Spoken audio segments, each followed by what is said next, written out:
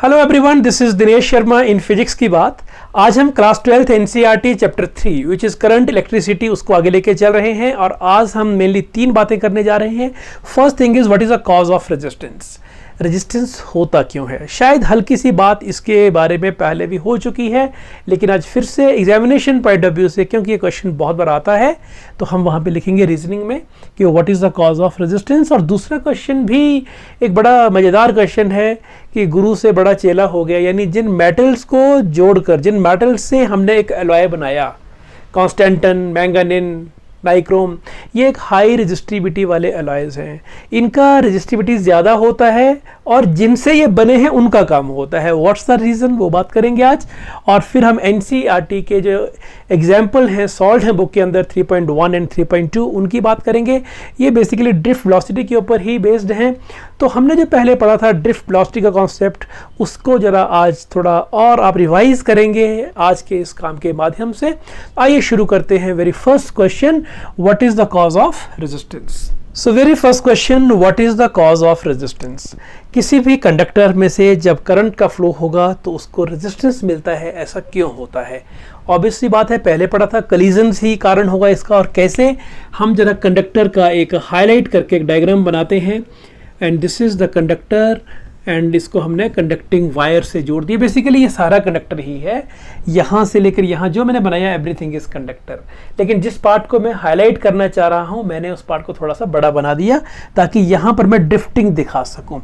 Otherwise इसमें और इसमें आप सीधा बनाएं तो ये बिल्कुल एक ही बात है, राइट। पर मैंने इस वाले पार्ट को थोड़ा सा हाईलाइट करके बड़ा बना दिया। So in this conductor whose cross section area is A and length is L, when the electric field is applied.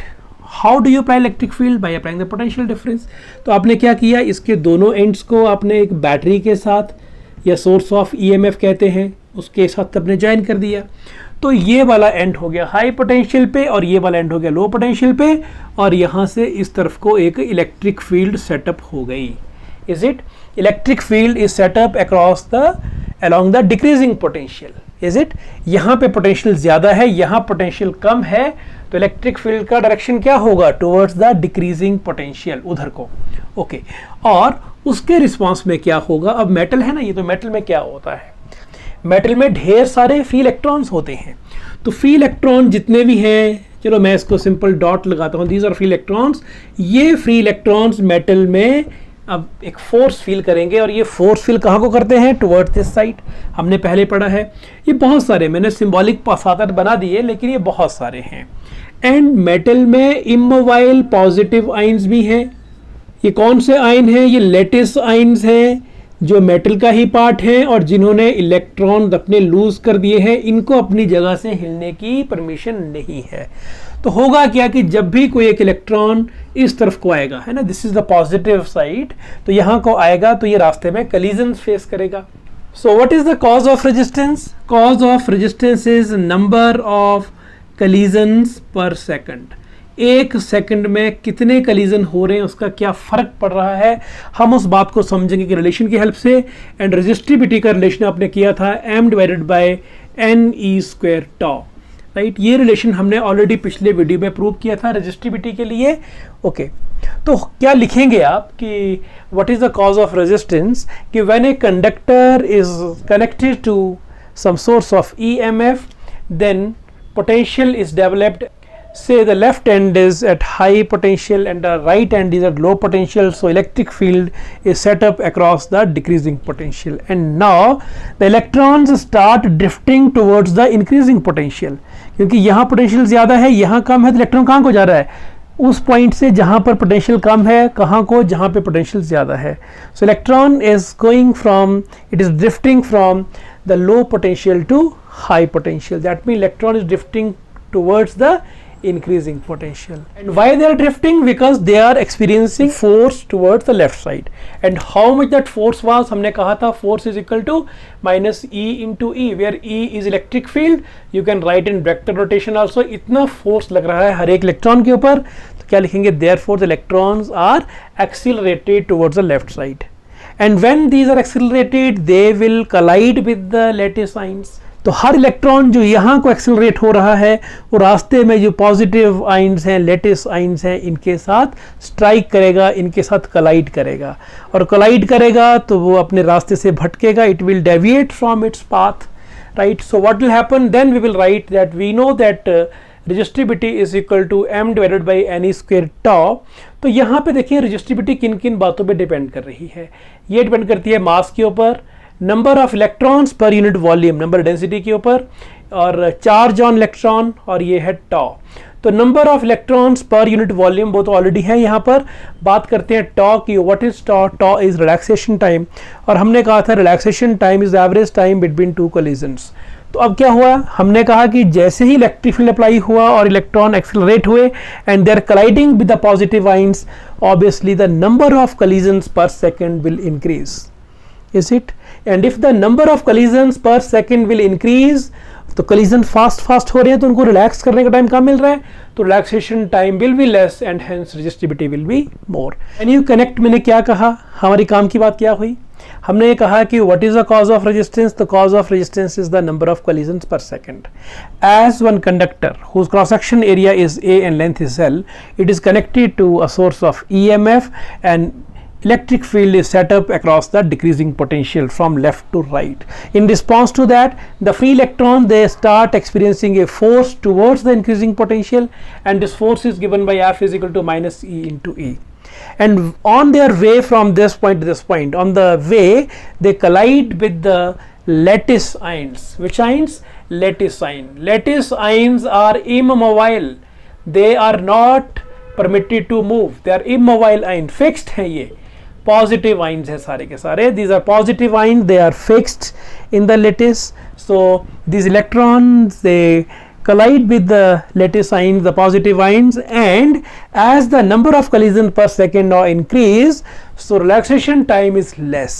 ये बात समझिए कि जब भी collisions का नंबर बढ़ जाएगा तो ज़्यादा collisions हो रहे हैं, इलेक्ट्रॉन को रिलैक्स करने के लिए कम टाइम मिल रहा है, तो because the time between the two collision, relaxation time होता क्या है, it is the average time between two collisions. तो कोलिजन जितने फास्ट होंगे उतना टाइम कम हो जाएगा ये, तो this decreases and hence resistivity will increase. तो रेजिस्टिविटी जो इंक्रीज हो गई, तो यहाँ से पता लगा कि यही तो ऑपोजिशन हुआ. So this is the opposition to flow of the electrons, right, this opposition to drifting of electron. So this is the cause of resistance, right. और इसी बात को आगे लेके चले अभी, तो रेजिस्टिविटी किन किन बातों पे डिपेंड करती है. तो resistivity depends on number one arrangement of the this lattice ion in this sample, right. ये कैसे अरेंज है, क्या ये इलेक्ट्रॉन का रास्ता रोकने के काबिल हैं भी कि उसको सीधा ही जाने दे रहे हैं ये. तो resistivity further depends on the arrangement of this lattice ion. That is why हम क्या कहते हैं कि resistivity is the property of the material. And number two, resistivity also depends on the temperature. That means more the temperature, more will be number of collisions, and when more number of collisions, obviously क्या होगा यहाँ पर tau और कम हो जाएगा और ये और बढ़ जाएगा. तो जितना ज़्यादा टेम्परेचर होगा उतना ही ज़्यादा रेजिस्टिविटी बढ़ जाएगा. तो you can write this thing also. तो पहले लिख दिया अपने कॉज ऑफ रेजिस्टेंस, फिर आपने बात की इस रिलेशन की, और फिर बात की आपने रेजिस्टिविटी की कि रेजिस्टिविटी किन किन बातों पे डिपेंड करती है, right. Arrangement of the atoms, और अरेंजमेंट ऑफ एटम्स जो मैं बात कर रहा हूँ यही शायद कारण रहेगा अगला जो हमारा नेक्स्ट क्वेश्चन था. क्या कहा था कि एलाइज में ज़्यादा होती है resistivity as compare to constituent elements. तो वहाँ भी यही बात की जाएगी, अरेंजमेंट ऑफ मेटल्स की ही, जो आयंस रहेंगे बीच में, आयंस का किस किस तरह से अरेंजमेंट रहेगा उसकी बात की जाएगी. और साथ में आप दो बातें और लिख सकते हैं जो आपको पहले पता है कि resistance also depends on two factors, length and cross section area. याद है, resistance depends on length of the conductor. जितना लंबा कंडक्टर होगा ऑब्वियसली नंबर ऑफ कोलिजन्स पर सेकंड उतने ही ज़्यादा होंगे, तो उतना ही ज़्यादा रेजिस्टेंस होगा. और एरिया ऑफ क्रॉस सेक्शन के ये होता है इनवर्सली प्रोपोर्शनल. ऑब्वियसली यदि एरिया ऑफ क्रॉस सेक्शन ज़्यादा होगा, राइट, तो क्या होगा, नंबर ऑफ कोलिजन्स पर सेकंड कम हो जाएंगे, और उससे क्या होगा, उससे रेजिस्टेंस भी कम हो जाएगा. मान लीजिए आपके स्कूल का कॉरिडोर है और वहाँ पे एरिया कम है, उसका एरिया ऑफ क्रॉस सेक्शन कम है और बच्चे वहाँ से क्रॉस कर रहे हैं, तो जितना एरिया कम होगा उतने नंबर ऑफ कोलिजन्स ज़्यादा हो जाएंगे, तो वहाँ पर ज़्यादा रेजिस्टेंस होगा. क्योंकि इन अदर वर्ड हमने कहा था R is equal to rho L by A, is it. लेकिन यदि एरिया ऑफ क्रॉस सेक्शन ज़्यादा होगा, कॉरिडोर काफ़ी खुला होगा, उससे क्या होगा, नंबर ऑफ कॉलिजन पर सेकंड काफ़ी कम हो जाएंगे, और कॉलिजन कम होंगे तो रेजिस्टेंस भी कम हो जाएगा, क्योंकि इलेक्ट्रॉन्स को, उन स्टूडेंट्स को वहाँ पर और यहाँ पे इलेक्ट्रॉन्स को फ्लो करने के लिए, चलने के लिए उनको हम ईज प्रोवाइड कर रहे हैं, उनको आसानी से चलने दे रहे हैं. सो this is all regarding the cause of resistance. I hope this idea is clear to you. Let us come to the second question. So now the second question is that why the alloys are having higher resistivity as compared to their constituent metals. जिन metal से, जिन element से वे alloys बने हैं, उनके comparison में इनकी resistivity ज़्यादा होती है. Resistivity of alloys is more than resistivity of the constituent metals. What can be the reason? देखिए मेटल्स में क्या होता है, ये कोई मेटल को, मैं उस कंडक्टर को फिर से ले रहा हूँ मैं, तो मेटल में जो भी एटम्स का अरेंजमेंट होगा वो रेगुलर पैटर्न में होता है, एग्री. और जब वो रेगुलर पैटर्न में होगा तो वहाँ पर नंबर ऑफ कॉलिजन पर सेकंड कितने होंगे, एक तरफ रखिए उस चीज़ को. अब हम बात करते हैं कि जब एलॉयज होंगे और वहाँ पर देखते हैं कि वहाँ पर क्या क्या है. हम जैसे बात करते हैं नाइक्रोम की बात कर लेते हैं. ये नाइक्रोम होता है, आपके जो हीटर होते हैं, प्रेस होते हैं, वहाँ पर बड़ा कॉमनली यूज हाई रेजिस्टिविटी वाला वायर है, कंडक्टर है ये, जिसका रेजिस्टिविटी बहुत ही ज़्यादा है. और नाइक्रोम में निकल है, नाइक्रोम में आयरन है और नाइक्रोम में क्रोमियम है, इनसे बना हुआ है. और यदि आप रेजिस्टिविटी का टेबल कंपेयर करें, अपनी बुक में आपको दिया होगा, आप क्या देखते हैं कि निकल का और आयरन का और क्रोमियम का रेजिस्टिविटी का वैल्यू काफ़ी कम है, लेकिन नाइक्रोम का जो वैल्यू है वो काफ़ी ज़्यादा है. आप देखते हैं कि जितने भी कंडक्टर हैं, इनका रेजिस्टिविटी का वैल्यू आता है 10⁻⁻8 ओम मीटर के रेंज में. तो अब क्या देखते हैं कि इन सभी के जो वैल्यू है रेजिस्टिविटी की, वो लगभग 10 × 10⁻⁻8 ओम मीटर या उससे कम है. लेकिन जो नाइक्रोम है, इसका रेजिस्टिविटी का जो वैल्यू है वो ऑलमोस्ट 100 × 10⁻⁻8 ओम मीटर है.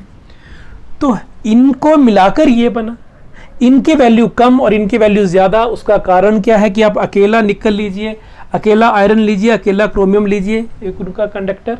उसमें मैं क्या कह रहा था कि जो अरेंजमेंट ऑफ एटम्स है वो रेगुलर पैटर्न के अकॉर्डिंग है. लेकिन यहाँ निकल में और क्रोमियम के जो यहाँ पर डोमिनेंट आयन्स हैं, जैसे Ni2+ और क्रोमियम 3+, ये इस एलॉय में रैंडमली होंगे. आप सोचिए कि एक सुबह मॉर्निंग असेंबली में लाइंस लगी हैं, lines are in proper pattern, right. और दूसरे केस में ले रहे हैं हम कि निकल एंड क्रोमियम, एक तो आयन्स के साइज डिफरेंट, क्या देख रहे हैं आप, आयन्स के साइज भी डिफरेंट और आयन की लोकेशंस भी random. So when the locations are random, when the sizes are different, सोचिए हमने ऐसे बच्चे खड़े कर दिए है ना, कोई छोटे बच्चे बीच में बड़े बच्चे खड़े कर दिए, और अब आप बीच से कोई जाना चाहें, इलेक्ट्रॉन जैसे ड्रिफ्टिंग करना चाहें, तो उनको ज़्यादा दिक्कत आएगी. वहाँ पर नंबर ऑफ कॉलिजन्स ज़्यादा होंगे इस केस में, इस केस में, इस केस में. वाई? बिकॉज 2 रीजंस कहे हमने. Number 1, their sizes are different, and number 2, their locations, their positions are random.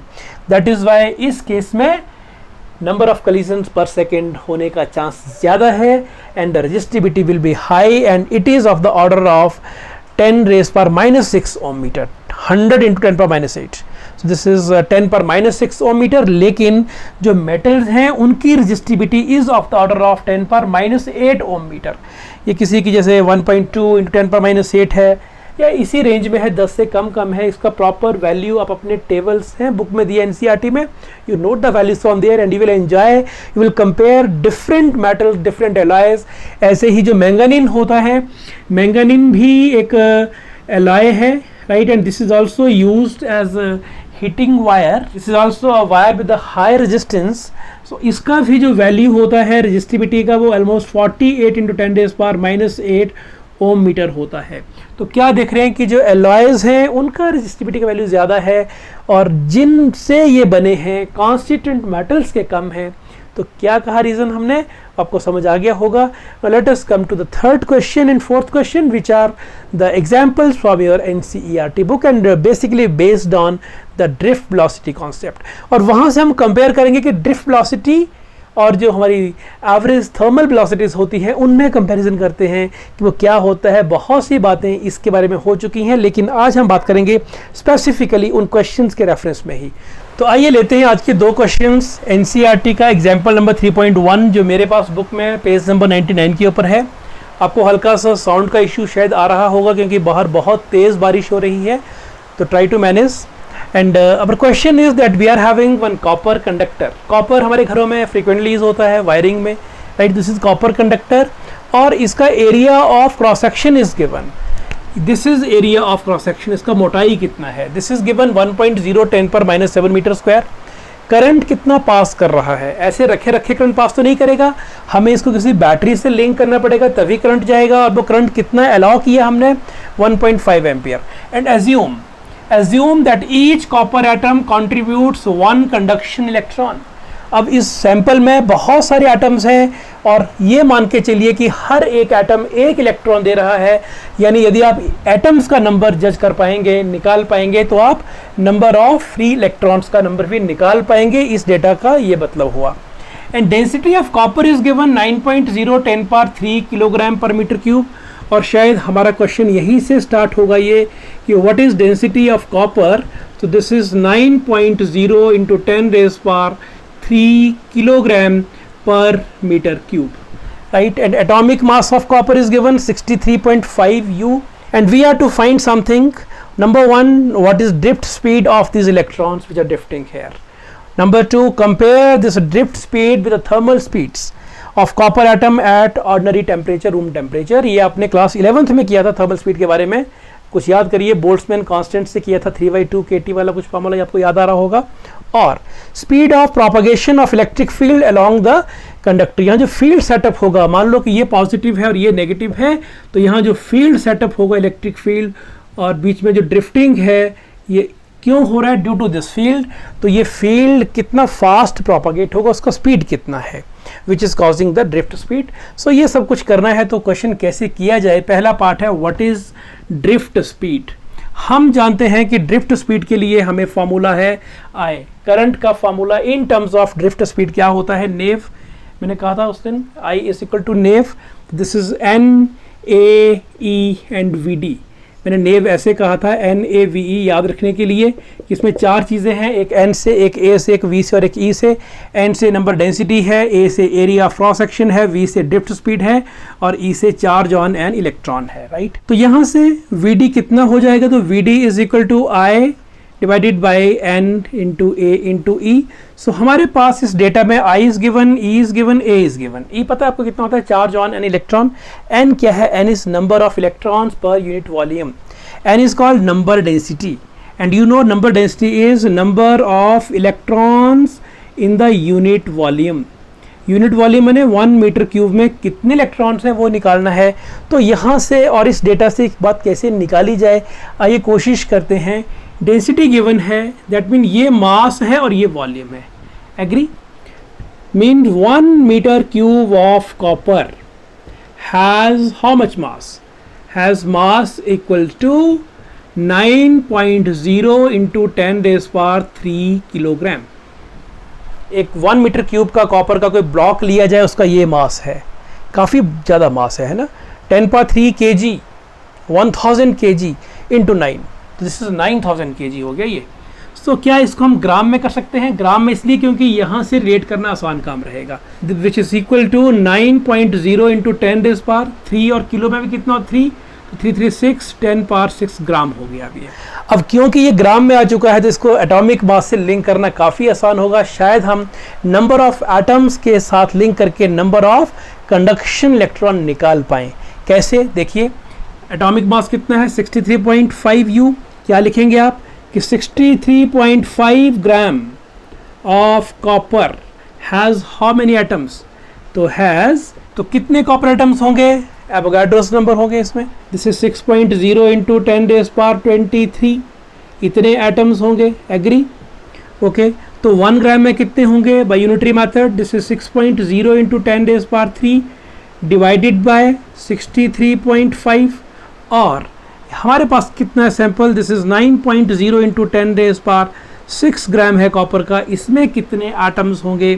तो 6.0 × 10⁻23 divided by 63.5 into this is 9.0 × 10⁻6. इसको सॉल्व करेंगे so that will come out to be 8.5 × 10⁻28. ये 23 है, ये 6 से 29 और यहाँ से एडजस्ट होकर पावर 28 आ जाएगी. And this is 8.5 × 10⁻28 This is number of atoms in this gram, and this gram was in unit volume. तो unit volume में ये atom हुए. And finally we are given that each copper atom contributes one conduction electron. तो जितने atoms हैं इतने ही electrons हो गए. Therefore number of electrons, और ये electrons कहाँ पे हैं? In the unit volume, per unit volume. ये हो गए हमारे पास 8.5 into 10⁻28. Therefore number density n का वैल्यू आ गया n 8.5 into 10⁻28. This is number of electrons per unit volume. अब क्या देख रहे हैं, इसका जो ऑर्डर आ रहा है किस ऑर्डर में है, ये 10⁻28.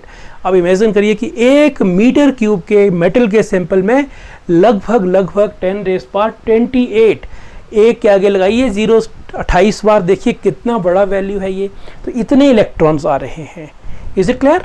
और अब हम यदि इस वैल्यू को यहाँ पर यूज़ करें और ड्रिफ्ट वेलोसिटी निकालने की कोशिश करें तो आप हैरान रह जाते हैं. पहले बात भी हुई थी कि ये मिलीमीटर पर सेकंड में आती है.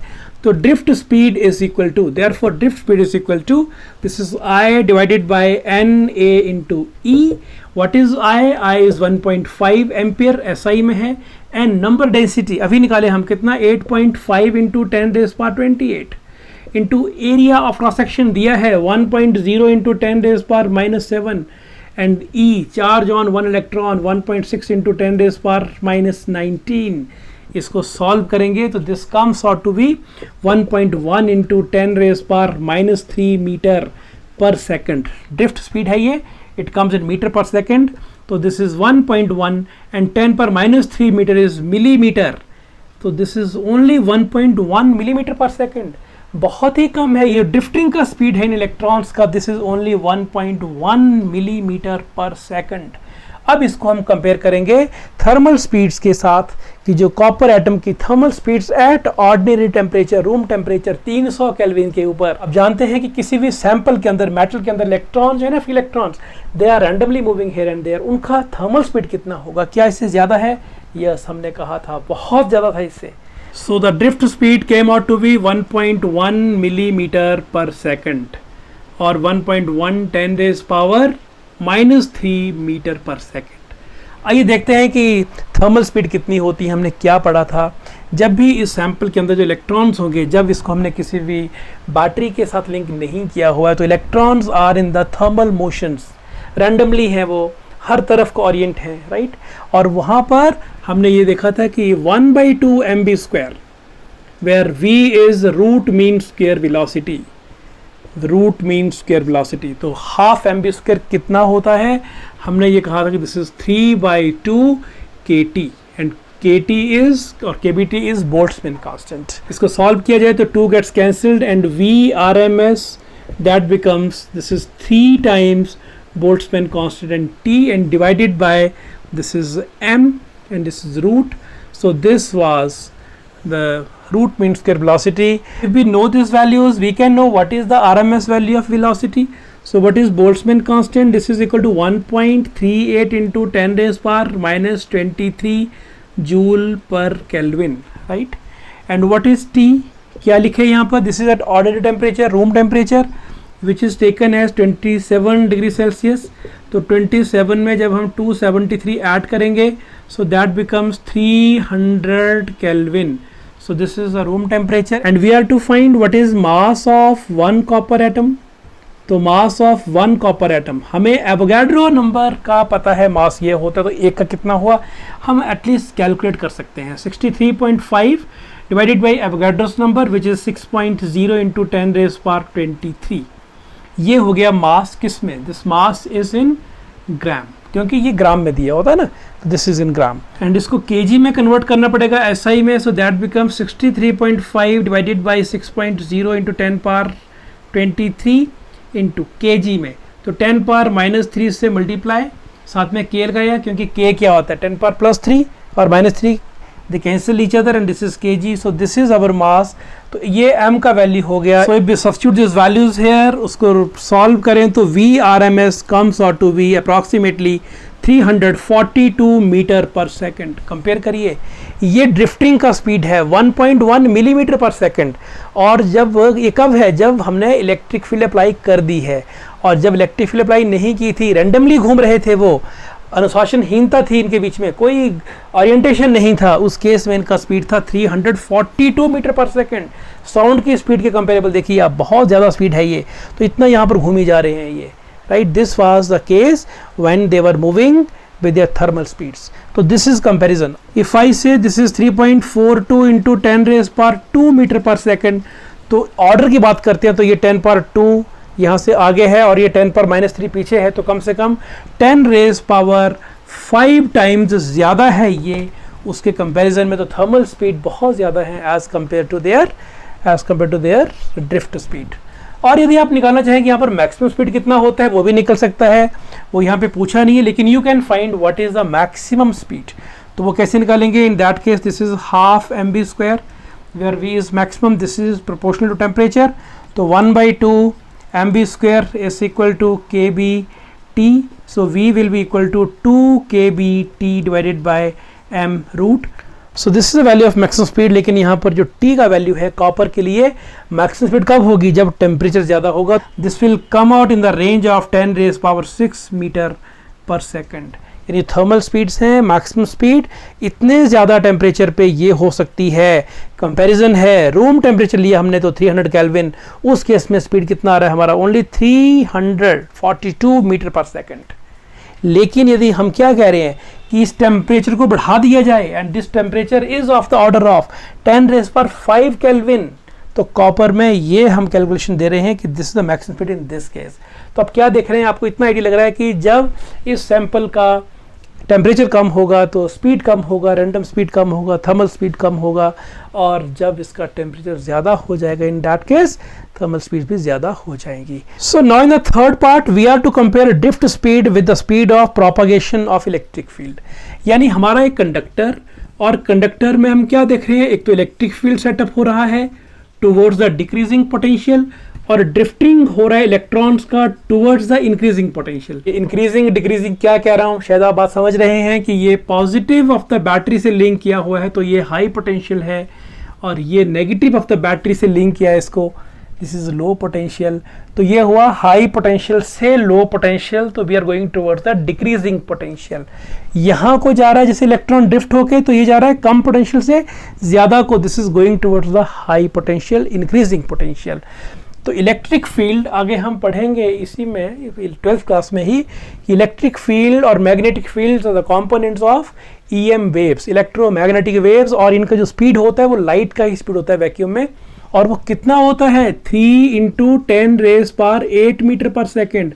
तो ये समझिए कि हमारे पास ये सर्किट है कोई, है ना, तो इस सर्किट में इलेक्ट्रिक फील्ड किस स्पीड से बनेगी? क्या मैं कहता हूँ कि electric field is responsible for driving every electron, true और फॉल्स? यस। यदि यहाँ पर मान लो, ये तो कंडक्टर मैंने बड़ा करने के लिए इसको दिखा दिया कि आपको समझ आए कि यहाँ पर ड्रिफ्टिंग कहाँ पे हो रही है। वैसे तो एक मान लो मैंने यहाँ पे रेजिस्टेंस लगा दिया, and this is our circuit, simple circuit. तो यहाँ पर ये पॉइंट 1 है और ये पॉइंट 1 है। मैं कहता हूँ कि इन दोनों में पहले इलेक्ट्रिक जो ये प्रोसेस है कहाँ पे स्टार्ट होगा? तो दोनों में ऑलमोस्ट साइमल्टेनियसली होगा। क्यों? कि प्रोसेस को स्टार्ट कौन कर रहा है? ड्रिफ्टिंग ऑफ इलेक्ट्रॉन्स के लिए who is responsible? Electric field. तो इलेक्ट्रिक फील्ड कितना फास्ट सेटअप होता है, that is to be seen. तो that gets set up with the velocity of light 3 × 10 raise power 8 metre per second. तो question is what is the speed of propagation of electric field along the conductor which causes drift speed? So this speed of propagation is the speed of light. So drift velocity को compare करिए आप, तो if you compare drift velocity with the speed of this electric field, so drift velocity कितना था? 10 power -3 के order की बात की थी वहाँ पे मिलीमीटर में, और यहाँ बात हो रही है 10 पावर 8 के ऑर्डर में, दिस इज 10 पावर -11। तो ड्रिफ्ट वेलोसिटी का जो ऑर्डर है वो इलेक्ट्रिक स्पीड के कंपैरिजन में 10 पावर -11 टाइम्स है। If you want to write electric field का velocity, तो electric field is 10 raise power 11 times faster as compare to drift speed. यानी सीधी सी बात ये हुई कि ड्रिफ्ट स्पीड बहुत ही कम होती है, right, in the order of millimetre per second. फिर हमने बात किया थर्मल स्पीड्स की एट रूम टेम्परेचर, उनका ऑर्डर आया 10 raise power 2 metre per second का। फिर हुआ 10 रेज पावर 5 केल्विन के ऊपर कॉपर में कितना मैक्सिमम वेलोसिटी जा रहा है, दिस थर्मल वेलोसिटी वो गया 10 raise power 6 metre per second में, और इलेक्ट्रिक फील्ड है ये 10 पावर 8 मीटर पर सेकेंड। तो इसका कंपैरिजन किया हमने ड्रिफ्ट स्पीड का सभी के साथ। तो 3 तरह की जो यहाँ पर स्पीड बनी थी, ये ड्रिफ्ट स्पीड, थर्मल स्पीड और इलेक्ट्रिक फील्ड का स्पीड, हमने इस क्वेश्चन के थ्रू इनको कंपेयर किया। आइए चलते हैं सेकंड क्वेश्चन में। आइए देखते हैं क्वेश्चन क्या है। हमने इस क्वेश्चन को रिलेट किया है पिछले क्वेश्चन के साथ। जो पिछले क्वेश्चन का डेटा था उसको आप रखिए हैंडी। एंड क्वेश्चन इज कि जब हमने पिछले क्वेश्चन में ड्रिफ्ट का स्पीड निकाला, तो drift speed of the electrons that came out to be of the order of few millimetre per second. That was in our case 1.1 millimeter per second, right? Then question is, this is valid for few ampere current range. Then what is the reason that why current is established instantly as you close the circuit? जैसे ही आपने इसको battery के साथ link किया, ये मान लो कोई switch है, और जैसे ही आपने स्विच को क्लोज किया और करंट एकदम से पूरे के पूरे सर्किट में एस्टेब्लिश हो जाता है। ये कोई बल्ब है, तो जैसे ही स्विच को आपने भी ऑफ रखा था तो बल्ब नहीं जल रहा था, लेकिन जैसे ही आपने स्विच को ऑन किया तुरंत बल्ब जल जाता है। Why it happens? Though the drift speed is very less, why the current is established instantly? शायद इसकी बात अभी कुछ देर पहले की हमने क्या कहा था कि drift speed of the electrons is due to the electric field, and the value of electric field's speed of electric field is of the order of 3 into 10 raised to 8 meter per second. This is very, very high.